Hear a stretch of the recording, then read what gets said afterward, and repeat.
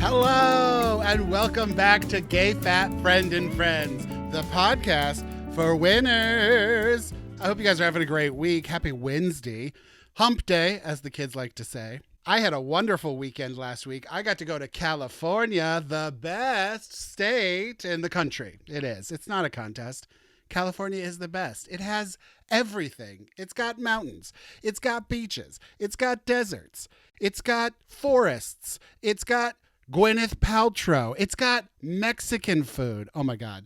You guys, I did not realize how good the Mexican food was in California until I left California. I would even go as far as to say I took it for granted. The Mexican food in LA is better than anywhere in the country, and it's always there and always available. So in my head, having lived in LA for 15 years, I thought, hey, it's always going to be here. It's always going to be around. I'm going to have access to delicious gourmet Mexican food. And then we left California and we came to Seattle, the Pacific Northwest, where Mexican food is terrible. And it's terrible on like an illegal activity level. The Mexican food here is so bad. I could cry. I could honestly shed tears over how bad the Mexican food is here. And it's not by any fault of the Mexican people that make it. They are cooking food for the people that live here, which are predominantly people that look like me, people that do not have great palates for delicious Mexican flavor. In fact, there is a restaurant here called Taco Time. It's fast food. I think it's supposed to be like a Taco Bell clone or maybe a Del Taco. You guys, Taco Time is so terribly bad. We've given it 3 chances and every time it's been awful. It's just bland. There's 0 flavor. They always get your food wrong. They only have like 5 things on the menu. I think their main thing being a giant taquito. I think they call it a deep fried burrito or like a rolled taco. I forget what they call it. In any case, it's not delicious. And sadly, it is the closest drive-through to our home. So sadly, that drive-through is a total waste because we don't need to go there ever. So when we want good Mexican food, we're just shit out of luck because it does not exist here. We have a Taco Bell that's kind of close. I mean, it's over a 15-minute drive to get there. But other than that, we got nothing. Now, there are very fancy Mexican restaurants here that serve very, gourmet, foodie, fancy Mexican food. But it's not like, okay, if you have ever been to LA or live in LA, there's a place called El Coyote. And it's just divine. They have great guacamole, they have great salsas, they have great tortillas. All the food is delicious and exactly what you want it. You sit down, you get a nice big basket of chips and salsa. The salsa is so fresh. So fresh. El Coyote is also the last restaurant that, oh God, what's her name? From the Quentin Tarantino movie. She died by the Manson family murders. Oh God, why can't I think of her? Sharon Tate. It is the last restaurant that Sharon Tate ate at before she was disgustingly, tragically murdered by the Manson family. So it's kind of fitting. It's a good last restaurant. Is that too dark? Did I just make it real dark? Anyway, I could talk this entire podcast about how much I miss California Mexican food and how much I hate Pacific Northwest Mexican food. If you live in the Pacific Northwest, if you are up here in the Seattle area and you know a good, delicious Mexican restaurant, please, I beg of you, contact me any way you can to get that Mexican in my life, because I think one of my leading causes of Pacific Northwest depression is the lack of good Mexican food. So let's fix that, okay? Let's fix it. Speaking of contact, a lot of people have asked me how they can get a hold of me. Well, I do check my DMs on Instagram and TikTok and YouTube pretty regularly. But also, if you just want to write me an email, my email address is gayfatfriend@gmail.com. That's gayfatfriend, all one word, @gmail.com. Much like the title of this podcast, which is Gay Fat Friend and Friends, the podcast. Gay Fat Friend is all one word. I spell it like that because that's how I like to spell it. But also, I feel like that beats the censors because, you know, we still got those homophobic and fatphobic censors out there that think gay is a bad word and fat is a bad word, which they're not. You know they're not. I know they're not. I love being gay and fat more than anything on the planet. And I love that my name is Gay Fat Friend. But sadly, the internet censorship community does not like those words. So Gay Fat Friend, all one word. Tell your friends. That's how you'll find this podcast. And also email me if you want, gayfatfriend@gmail.com. Moving on. Like I said, I just got back from California, my favorite state in the country. I'm so glad I got to live there for 15 years. And I know that in my heart of hearts, I will live there again, even if it's just as an old retired gay in Palm Springs, which that's the gay dream. Buy a house in Palm Springs and retire there and just live happily in gay Palm Springs for the rest of your life. But I wanted to talk about something that I noticed when I was flying down there and back, and I haven't thought about in a while because I haven't flown that much since the pandemic. I have started flying again in the past year a lot, but I've noticed on planes, people always love to judge people that applaud the landing. Now, the thing about me is that I am pro landing applause. I don't do it necessarily. Sometimes I do. I mean, if everyone else is doing it, I'll do it too. But I love a good airplane applause landing. Listen, the pilots can hear you, first of all. So when you applaud, the pilots can hear you. Second, the flight attendants can hear you. Okay. So you're not just applauding yourself, or you're not just applauding the actual plane. You're applauding the people that got you there. And look, they just performed literal magic, a magic trick of flying you through the air while sitting comfortably and serving you drinks. Come on. They deserve your applause. If you're going to applaud a play, you can applaud a flight crew. All right. Also, applause is just joy. Applause is just happiness. Like, good things happen when people are applauding. You know, it only brings goodness into the world. Why do you care if people applaud? Honestly, as a society, we need to be applauding more. You should applaud your grocery checker. You should applaud your garbage man. People deserve applause all day long. It's so easy to be cynical, but it's so easy to be nice too. Just be nice and have fun. Who cares if people want to applaud when a plane lands? People are dying, Kim. Applaud when the plane lands. It's fun, and it's helping people get through this stupid life we live. We're on a rock floating through space with zero meaning. Who cares if people clap? It's a good thing. I just noticed that on my flight, and I've noticed that recently. People are just so cynical when people applaud. I saw people literally like roll their eyes and guffaw at old ladies clapping on a plane. Who cares? Get a life. All right, I meant to do this at the top before I really got going. I got riled up about Mexican food and applause on airplanes. But it's time for everybody's favorite opening segment, housekeeping. Yay, housekeeping. A few things from last week's episode. First of all, I got a new microphone cover. Look, I bought a whole thing of multicolored, I like to call them Muppet noses, but they're these adorable little foam covers you put on your microphone to not get so poppy, to not get so juicy breathy. So hopefully these little Muppet noses help with the pops, because I did notice when I was editing, there's a lot of like, and it kind of blows out the speaker. So apologies if you've got your AirPods in or you're in your car with the volume turned up and I'm just blowing out your speakers. Whoa.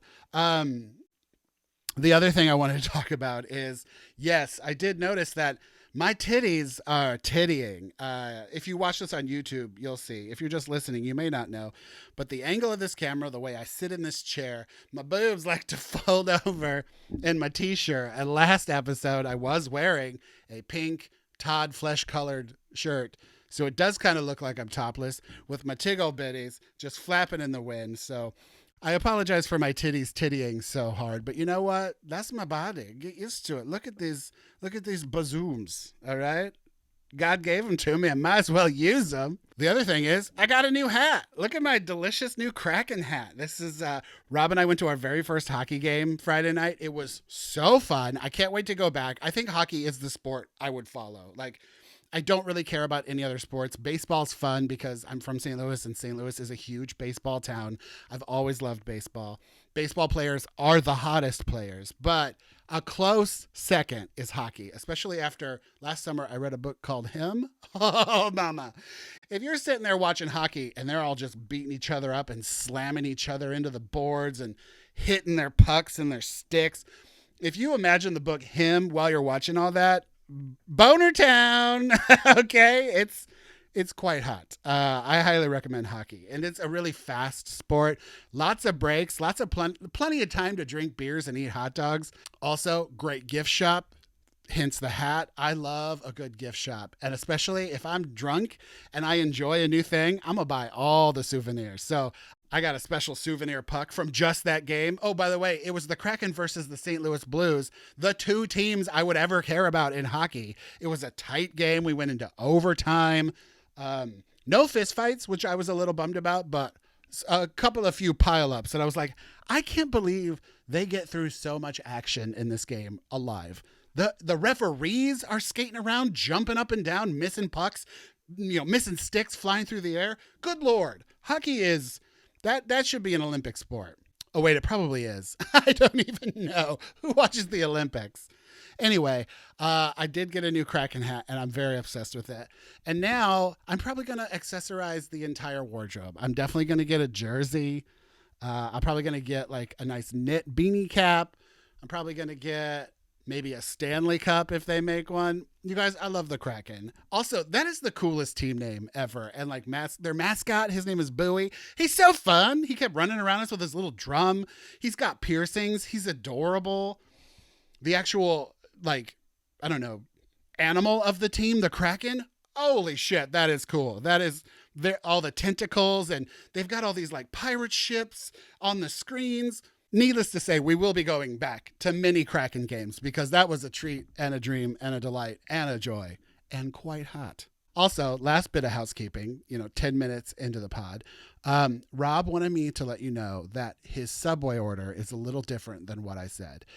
It is a meatball sub with fresh mozzarella. He also likes to add pepperoni, and he also likes to add provolone. So it's provolone and mozzarella, pepperoni and meatballs, and he gets it on the Italian urban cheese. That is his bread of choice. Subway recently, tried to change the names of their sandwiches and make them like numbers, so like a number 5 is the like LA Rams or whatever. But Rob's sandwich is called The Boss. So if you want to get Rob's sandwich, it's called The Boss now, and it's meatball, pepperoni, mozzarella, and provolone. He used to get, and this is crazy, he used to get the chicken Caesar sandwich on Italian urban cheese, which was the rotisserie pulled chicken on like a Caesar salad, and then he would have them add a packet of croutons onto the sandwich, and the sandwich artists never got it. They were always confused. They were like, you want us to do what with croutons? He was like, please open a package of croutons from a salad and put the croutons on the sandwich and then add the Caesar dressing. He said it's a total game changer. I tried it once. I don't like a lot of crunch in my sandwich, but it was kind of delicious. And if you get those croutons soggy enough with Caesar dressing, I'm in. So that's Rob's Subway orders, past, present, and future. He just wanted to make sure I got that in there for you. And to everyone asking, Rob will be a guest soon. I just have to decide when and when our schedules align, aka he's upstairs above me right now playing video games. So whenever he's not playing a game, maybe he'll come down here and be on my show.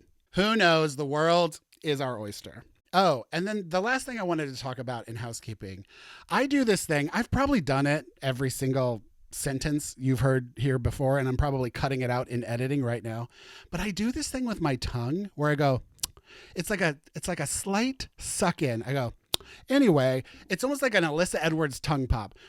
I don't know why I do it. I've done it my whole life. My dad does it. It kind of runs in my family. I've heard other people do it. I always pick up on it. Like I said, I've been editing it out of this podcast because it drives me crazy and I don't want to drive other people crazy with it. But is it fixable? I don't know what do I have to go to a speech doctor or something? Because it is such an annoying vocal tick and I hate doing it so much.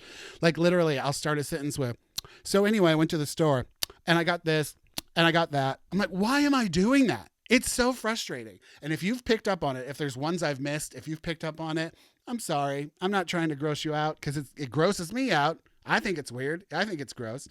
It grosses me out, and I apologize if I've been grossing you out with it. Also, if it's been annoying. I just did it. I'm going to leave that one in so you can hear it. I just did it, and I don't know why. It's so weird. Why do we have these, weird vocal tics? Or, speech tics? Is it even a vocal tic? What is it? Do I have to have my tongue removed? Is that what it is? Am I going to have my tongue removed? Fine, I'll do it to stop doing it. I hate it so much. All right, we made it through housekeeping. Now we can talk about the other things on my list that I wanted to talk about today. First up being, I recently went to the dentist, and again, along the lines of my tongue popping, I think I have a genetic disorder where I can't accept Novocaine into my life. I've been to several dentists in my life. I have terrible teeth, but like genetically, my brothers and I call them Masterson butter teeth because they just started rotting out of our head at a very young age. I got fillings in baby teeth, and that drove my mom crazy. But I remember getting fillings in baby teeth, and it's not because we don't brush. We brush our teeth. I floss constantly. I'm usually never like further than 5 feet away from a floss pick. I always floss all day long and pick and clean, brush my teeth, mouthwash occasionally. I don't know why our teeth are like this. And it's only the back ones, only our molars, only the back teeth, the front teeth, perfect. I never had braces. My teeth are just naturally straight and lined up. If you're watching on YouTube, you can see, these are just natural, beautiful straight teeth.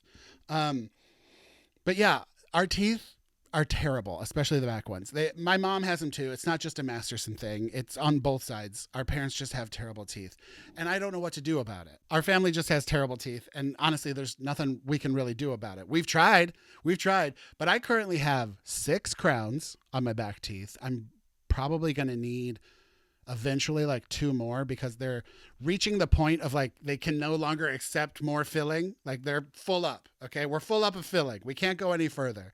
So the next step is going to be more crowns. And then I'm actually missing a tooth up here on my upper right because I don't know, 16 years ago, I was broke, living in LA, barely had enough money to pay my rent and bills. I never spent money on I didn't go out a lot. I didn't have a lot of fun, but I made it work. I definitely didn't have insurance. I was waiting tables. I was just like a young, broke kid living in LA waiting tables. So none of us had health insurance. So I didn't have a regular dentist. I couldn't go to a dentist. I couldn't afford dental work. Well, this tooth got so broken and rotted out that I had to go to a dentist. It was like that. I was dying. I think I probably had an infection. But anyway, I went to this dentist in LA called Western Dental, which is, for lack of a better word, it's like the Dollar Tree of dentist offices. Like you go in, it's supposed to be discount dental because all the dentists in there are dental students. It's almost like when you get a haircut at a hair school for super cheap. Well, you could go to Western Dental for super cheap, quote unquote, and get dental work done because they're all students. Well, I went in there and this literal crazy guy, he was maybe 25, 26, very young. It was at the end of the day after my lunch shift. So I went in at like 4:00. I think they were only there till 6. I had never been before. So I had to get like x-rays, get all checked in, all that stuff, sign up, fill out the paperwork. I finally got seen by this guy. He was like, that is beyond filling. You need a root canal. I'll do it right now. And I had never had a root canal before. I didn't know how any of it worked, but he was like, we're going to save this tooth. And so he sat me down in the chair, got me all ready, started doing the root canal. I want to say there was like 4 roots. He did 3. He gets to the 4th one and he just couldn't finish it. He was like, I can't save the tooth. We got to pull it. And I was like, pull it? What? I didn't think that was an option. You said you could fix it. And so he's like, well, I can refer you to a dental surgeon and you can have it fixed probably for thousands of dollars, or I can pull it right now and your entire visit today will be $500. And I was like, well, I don't have $500, but I definitely don't have thousands of dollars for dental surgery. So what the heck? Pull it out, doc. And so I think he probably went to have like a cigarette break. I don't know. He disappeared. And then he came back and then he ultra numbed me up and he set me up and popped the tooth out and took it with him. I never saw that tooth again. And then he stitched it up. My mouth was just pouring blood. There is so much blood underneath your teeth, you guys. Sorry to gross you out. I know I said I wasn't going to gross anybody out on this podcast, but I'm just going to talk about blood for like a second. Anyway, my mouth bled so much, but I was like, done. And they're like, okay, well, we'll send you a bill, a bill that I never paid. And then I went to my friend Denise's house and she took care of me. I couldn't really eat anything because, your molars up here on the top are pretty major. My mouth was full of blood. So I was kind of hopped up on painkillers and stuff. So we went to the grocery store and I got applesauce and literally blood is just pouring out of my mouth. I looked like I got in a fight. The people at the grocery store were like, are you okay? And I was like, yeah, I just lost a tooth. And I had to do the used tea bag thing. If you're familiar with having teeth pulled, you're supposed to wet a tea bag, and then you're supposed to put it up in the hole where the tooth was, because you got to form like a gigantic clotty scab. It's a whole thing. You guys take care of your teeth so you never have to have them pulled, is the moral of the story. But anyway, the funniest thing was, I just did the tongue thing. The funniest thing was, I went to bed that night and I was never in really a lot of pain. It was just uncomfortable and gross. Anyway, I got the clot to form with the tea bag. And then the next morning I woke up and my pillow and bed looked like a full-on crime scene. I obviously had bled from my mouth throughout the night. And when I woke up, my bed was just covered in blood. And I went into the bathroom and I just had a full mask of blood on my face. Like, if I'd had if someone had come in and seen that, they probably would have called the cops. It was that bad. I was just covered in blood. Anyway, it took a while to heal, and I have just not had a tooth there for years. And, consequences, is that the word I'm looking for? Anyway, domino effect. I didn't have that tooth, but I was fine. I could live without a back tooth. You can't see it. You can't tell I don't have a tooth back there. It did make chewing a little hard for a while, but I got used to it. I do chew more on my left side than I do on my right side because, hole there. But yeah, then over time, because there's no tooth there to kind of hold the other teeth in, my bite has totally shifted and fallen in. So now I have to get braces. As a 43-year-old adult man, I have to get braces to fix my bite, because my front teeth and my canine up here on the right have all floated inward in my mouth. And these teeth are practically over my tongue. I bite my tongue so much. Sometimes I have a full-on RuPaul lateral lisp where I'm just, listening to my Britney Spears CDs. And it's so frustrating. The fix is, once I get braces to fix my bite, to fill in that hole, I can have an implant where they drill a tooth into your skull and pop in like a cap, or I can do bridge work, which is pretty much just like a retainer with a fake tooth on it that you wear forever. I don't know what I'm going to do. I haven't had a tooth there for 15 years. Do I really need a bridge? Do I need an implant? Do I want to go through all that? I feel like when it comes to dental work, all I hear are horror stories. Do I really want to put myself through that? I don't know. I hate it so much. Oh, what I was going to say about my dental appointment last week. So like I said, I've been to a million dentists. I've seen them all. And I've had really great dentists. My current dentist is a fabulous dentist. I think he's rated one of the top dentists in Seattle. How easy is that? But my first piece of work with him was this week, which was a tiny filling, just a wee little baby filling. He was like, I'll numb you up, fill it, drill it out, fill it. We'll be done in 10 minutes. I was like, great, music to my ears. That was not the case, because he numbed me, and I noticed right away. I was like, that didn't feel like enough. Usually when dentists numb me, I get a good 3 or 4 pricks, and he just did one injection kind of fast. And he was like, I'll be back in 2 minutes after it's numbed up. And I was like, wait a minute. They usually give me 10 minutes to numb up. 2 minutes? That's not going to be numb enough. Anyway, he came back after 2 minutes and he was like, are you numb? And I was like, well, my tongue is kind of numb and my cheek is a little numb, but I don't think I'm that numb. And he was like, well, we can give it another couple of minutes or we can just go in. I was like, you know what? Just go in. Well, mistake number one. I could feel everything.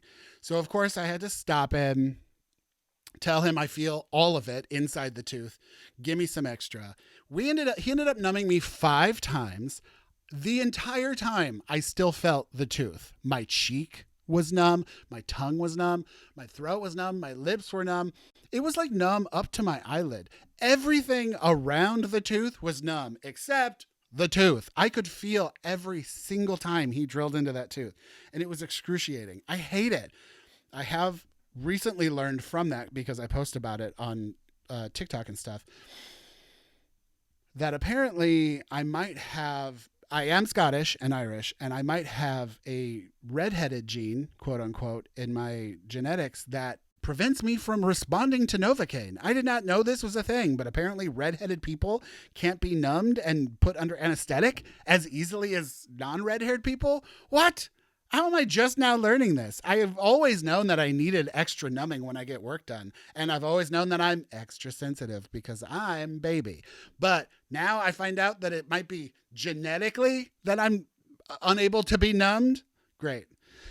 Great. And that, my friends, is why I drink. Because if Novocaine's not going to numb me, the bottle will, you know? Anyway, I got the filling done, in and out. It was great. The anesthesia or the Novocaine wore off so fast. I mean, within like 30 minutes, I could start to feel everything again. I don't know. I'm sick of teeth. What I'm saying is, I feel like teeth are the worst invention man has ever come up with. They're literally exposed nerve bones in our mouth that can just rot out of our head at any time. What? That's terrible design. Terrible design.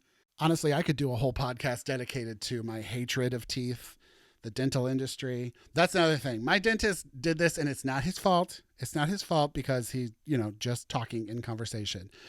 But I have had so many dentists be like, wow, you should be numb. I put so much in there. You should be numb. You should be numb. I don't get it. You should be numb. I get it, doc. I get it. I should be numb. I should be a lot of things. But you know what? I'm not.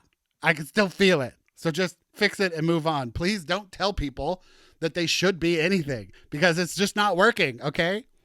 Anyway, if you're a dentist, just know that I love you and I know that your career and your field is very hard to work in, but also you work on the worst part of the human body and it's terrible and I hate it all the time. Anybody else? Just me? Okay, great. I think this is a great time to take a break. I have been talking for quite some time. I need to go off camera and off microphone and cough real hard, and I'll be right back. And we're back. I really hope I didn't gross anybody out with my dentist stories. I realized I have trauma when it comes to super gross stuff. I'm sure other people have trauma when it comes to teeth stories. So I apologize for talking about my Masterson butter teeth and my terrible, terrible history of rotten teeth. I'll try not to bring it up again until the next time when I have another filling next week. So that's great. All right. Like I said in the beginning with episode 1, I want to keep this podcast short. I want it to be a quick in and out of just friends talking like friends. And so I think I've talked enough, looking at my fake invisible watch. I think I've talked enough for this week with everything. Told you about my trip to California and my trip to the dentist. I think we should move on to the final segment, which is What's Your Order? What's Your Order? The segment where I have a shoebox filled with fast food restaurant chains, and each week I pick one out and tell you what my order is at that restaurant. Because I know, we all know, everyone has the same order everywhere they go. Especially when it comes to a chain, especially a national chain. You're not ordering anything new. You're not giving anything a whirl. You're not trying anything different. You go into that restaurant and you order the exact same thing every single time. Don't lie. So far, we've done Five Guys, Burgers and Fries, and Subway, aka Spubby, where you can eat freef. So now let's take our good old trusty rip and dip shoebox, reach our hand in, and pull out a restaurant. And this week's restaurant is KFC. Bam, bam, bam, bam, bam. Oh, y'all, I love me some Kentucky Fried Chicken, okay? And it's funny. Rob will listen to this. He can attest. We moved to this house in Seattle, and there was a KFC right at the bottom of the hill. A delicious, beautiful, fast, clean KFC. We were so excited. It's one of our favorite fast foods. And 3 months into living here, they closed it, tore it down, and have already built high-rise apartments on top of it. So now the only KFC we have access to is actually a Taco Bell, a half Taco Bell, half KFC, in Queen Anne, I believe, is the neighborhood in Seattle. And it is comically expensive. Like, we're talking national news expensive for a Kentucky Fried Chicken and a Taco Bell combo. Rob refuses to eat there because last time he went, he just got like a regular order, but we always like add a side of mac and cheese. I'll tell you my order in a second. But we always add like a side of mac and cheese and a side of mashed potatoes and gravy. And they were $7 a piece for like a little side. every time we go to that KFC, which we haven't been in forever, but every time we go to that KFC for 2 people, it's over $50. What? Come on. Anyway, my KFC order is the chicken tender meal. I believe it is a number like 8B. It's one of those combos that has a number and then there's subdivisions of the combo, so you have to pick a letter. But it is the 3-piece, sometimes the 4-piece, but 4 can be a little much when you get all the sides that we get. The 3-piece chicken tendy combo. Sadly, KFC is a Pepsi restaurant, so you got to get a Diet Pepsi. I like to get their seasoned French fries, which are actually pretty good. They're kind of like beer battered fries. Oh, I love them. And then I also get mashed potatoes and gravy, because if you go to KFC, you got to get the mashed potatoes and gravy. It's God tier, but very specific. Don't get KFC mashed potatoes and gravy if you want like mashed potatoes and gravy. You go to KFC for KFC mashed potatoes and gravy. Same goes for the mac and cheese. We always get a mac and cheese. It is very fast food. It is very subpar in the grand scheme of mac and cheeses. But when you're eating those tendies with those fries and those mashed potatoes, you just need that creamy, mushy noodle of the KFC mac and cheese. Trust me, when you get it all together, it combines into a delicious dish. But by themselves, they are not quality products, okay?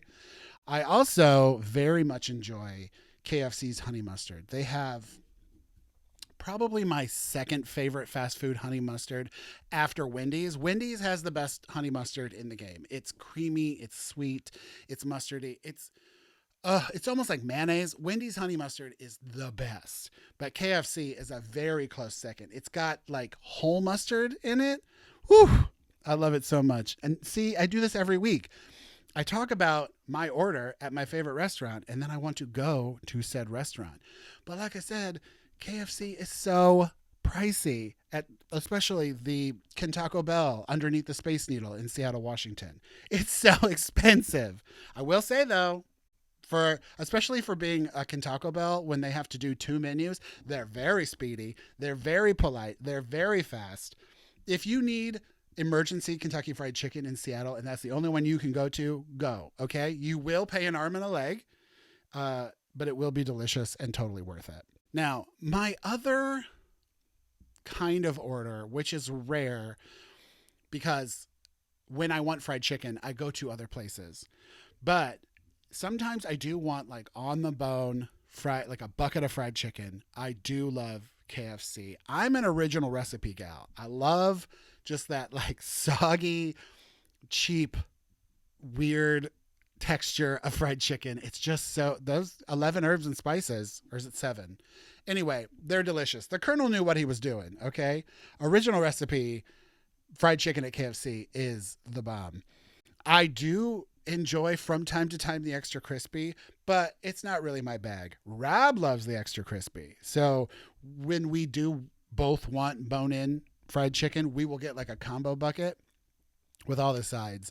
And that's when we will add the biscuits. Now, the chicken tendy combos come with biscuits, but usually by the time I eat all the things I want to eat, I'm too full for the biscuit, and I always just give it to Rob. Rob's favorite food is carbs, so Rob will take all bread at all time. But when I am eating the bone-in chicken from KFC, I love the biscuits. I will eat like 2 or 3. And growing up, hated honey. I didn't like honey ever in my life. But especially growing up at KFC on a KFC biscuit, hated honey. Now I can't eat a KFC biscuit without honey. Adult Todd loves honey on a biscuit. It's KFC's honey sauce, because they can't legally call it honey. I think it's corn syrup flavored like honey. But you get that little packet of butter. You know how like KFC has like butter or margarine, whatever, in like a ketchup packet. You get that butter packet, and then you squeeze it all over the top of the biscuit, and then you just squeeze the whole packet of honey sauce on top. And before it has time to run down the sides and ruin your plate, you eat that biscuit like it's like you're in a contest, you know? You just down that biscuit before the honey can get down. You gamify it. It's fun to gamify your food because it gives you something to win. And doing the big bucket meal of chicken is when the only time I will add coleslaw at KFC. The coleslaw at KFC is very specific. It's one step up from like completely pureed ground vegetables. It is a very loose coleslaw, but it is a very specific flavor. And when I'm eating the whole meal of KFC, of chicken, mac and cheese, mashed potatoes, biscuits, I will add the coleslaw. Sometimes when I'm like dieting, I will get the coleslaw. This was back when I lived in LA because we lived by a KFC by the Grove, and it was such a treat. But when I'm dieting, I will get like the grilled chicken, or I'll get fried chicken and not eat the skin and just eat the chicken and the coleslaw, because in my head, that's a salad and that's healthy. I don't know if it is. I mean, I lost a lot of weight doing it, but also, like I said at the beginning of the podcast, I was in LA, in California, the greatest state in the country, where you can lose weight in California just thinking about it. Maybe that's just me. And maybe that's not a whole truth, but I'm never not going to oversell California, okay? I am California's biggest fan. She is a beautiful, wondrous state. So yeah, my main KFC order is the chicken tendy meal with mashed potatoes and mac and cheese. And then I like to do a bucket of original recipe where I add the coleslaw and the biscuits. I have never had any of the new bowls they do, the mashed potato bowls. I'm sure they're a delight and I'm sure they're delicious, but I don't get KFC enough to need to get a bowl. I need to get my OGs before I'm going to get the mashed potato and corn bowl or whatever it is. I also never got to try the double chicken bun thing, where like 2 chicken breasts were the bun and then there was bacon. What was that called? Oh God, what was that called? It was beautiful and glorious, and I fully supported its right to exist. I just don't remember what it was, because it's not a Baconator. That's a burger from Wendy's, right? Or burger from Jack in the Box. Double Down. It's called the Double Down. That's what it was. You got 2 pieces of chicken as the bun, and then there was cheese and I think mayonnaise, delicious, delicious mayonnaise with bacon in the center, and they made it a sandwich. Oh, I'm so bummed. It is truly a big regret in my life that I never got to do the KFC Double Down. Hopefully they'll bring it back. I think sometimes they bring it back as a joke, or maybe seasonally. I don't know. Dreams come true. It can happen to you, so it can also happen to me. I will get the Double Down sometime in my life. Probably for $45 here in the city of Seattle, because that's just how much KFC costs. All right. Well, we did it. That was another episode of Gay Fat Friend and Friends. I'm so glad you guys were here. Please let me know. You have been commenting and DMing me and stuff, your orders from these restaurants. What's your KFC order? Do you even like KFC? Can you get KFC? I know that there are KFC deserts around the country, and you might not have access to this, much like me. I have emergency KFC, but she's pricey, and I rarely get to go. Please feel free to email me or DM me or comment anytime. I love hearing from you guys. I love hearing about your orders. I love hearing about your stories too. Tell me about your teeth. Tell me if we're in the same boat. Tell me if you have that redhead gene that makes you not get numb, because that's probably the story of my life now. Have a great rest of your week. I'll see you on the next one. I love you. Goodbye.